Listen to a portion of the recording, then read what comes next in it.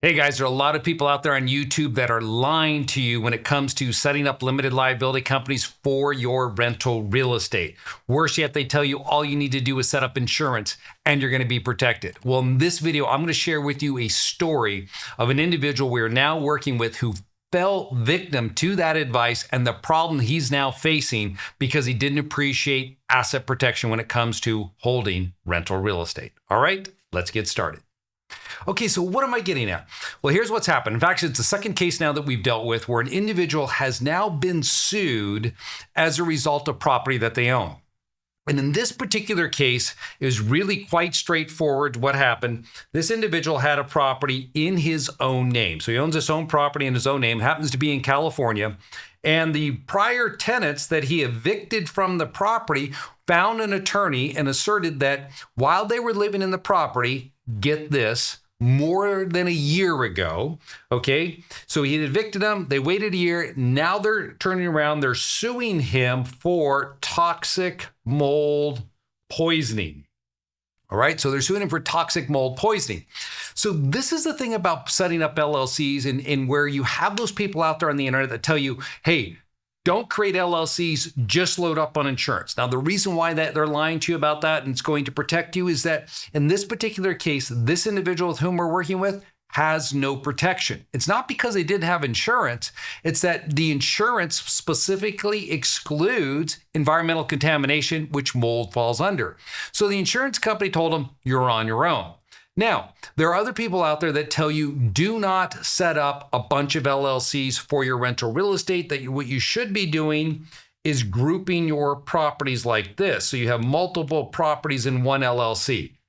And that individuals like Anderson or myself who teach you have one property per LLC, it's overkill.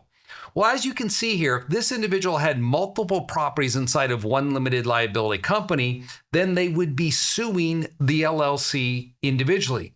And if that individual LLC had 5 properties, then now 5 properties are at risk. Because when you read the complaint here, it reads as if the plaintiffs, one of them is dying as a result of the toxic mold spores, that it's created severe lung issues for them, and they may not have long to live. And so they're going to be seeking millions upon millions of dollars. And so there goes all your property that's held in that LLC. Now, in a second situation that we dealt with, where an individual had set up limited liability companies, this goes down to what we want to look at when we're thinking about protection overall. So in the second situation, they had LLC set up, and unfortunately, there were more than one property inside of this limited liability company. And so here's the individual investor down here. The LLC is being sued, so all these properties are at risk. However, the attorney, when they pulled up the limited liability company, they were able to determine who the actual owner was because the person who set this up used their own name on the filing. So rather than just go after the LLC, they also filed a lawsuit against the individual, asserting that the mold contamination was a direct result of their actions or inactions with respect to the property.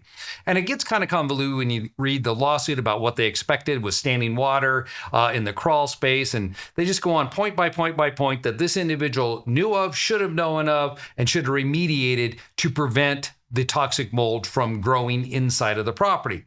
So this is what I'm referring to when we talk about asset protection and needing more than one LLC, is that don't just think about your properties and protecting those. You also need to consider your other assets.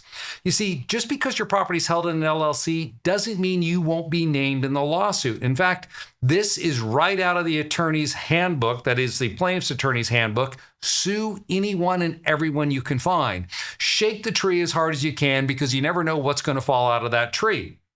So imagine this, you're being sued, your LLC is being sued, you have no insurance company, so you're out of pocket to defend both entities. So you have an attorney here and you have an attorney here representing yourself. Double attorney's fees for the same type of claim. So this is why when we're thinking about structuring, we talk about setting up LLCs, also think about your investment accounts, your cash, your stocks and things like that. You do not want those in your personal name. Your savings, your brokerage account should be in a protected state. That's why we like to do this. Put this into a Wyoming limited liability company to make sure that if I was being sued, They couldn't come after these assets, try to do a prejudgment writ of garnishment on them and tie them up so I don't have funds to defend myself. The second thing I would focus on as well when you're putting together your plan is, hey, why even put your name out there? Why let people know that, hey, if you want to shake that tree really hard, be sure to name me because I might fall out of it. So instead of putting my name on my LLC, I'm going to have my limited liability company here held by a Wyoming LLC that will provide anonymity. That means if somebody looked at this red box, they're no longer going to see the owner of that company, they're going to see this Wyoming LLC. And if you watch my other videos, you know that I talk about this, that in Wyoming, they do not disclose, that is, the state does not disclose who the members or managers are when it comes to a limited liability company. Whereas this entity here is in Texas, Texas will list who the members or managers are. So you're giving them a direct pathway to you individually, again, to shake and rattle the tree to see what they can get to come out of it. So when it comes to asset protection, with these people that are out there that promote insurance is your best option, do not set up limited liability companies, or why create multiple LLCs? It's going to be complex. So you just group your properties together. I guarantee it. Well, I can't guarantee it, but I get the suspicion that they have not dealt with these types of situations before and realize the potential harm that can come from a lawsuit like this. All you got to do is read the complaint and you'll just sit back and go, wow, they're going to lose everything. Well, if you have the right protection in place, you won't. And if you want to learn how to do this, I'd love to invite you to my one-day tax and asset protection workshop that we teach every Saturday. You can come to this event. It's a live event. You're going to come to there. We're going to be answering your questions. We're bringing a team of attorneys and CPAs with us so you can go in and take the information you're going to be learning about on how to create structures like I just showed you and apply it to your individual situation. It's unlike any event that I've ever seen hosted before in this type of format. It's free to you. It's an all-day event. Not only do you learn about asset protection, you're also going to learn about taxes as well. Because here at Anderson, we're both a tax firm and a legal firm when it comes to putting together our plans for our clients. And these things go hand in hand. So by coming to the event, you're going to get the asset protection side, then you're going to get the tax planning side, and you're going to leave there with a better understanding of how entities can help you do more with your real estate investing. Guess what, guys? I look forward to seeing you there.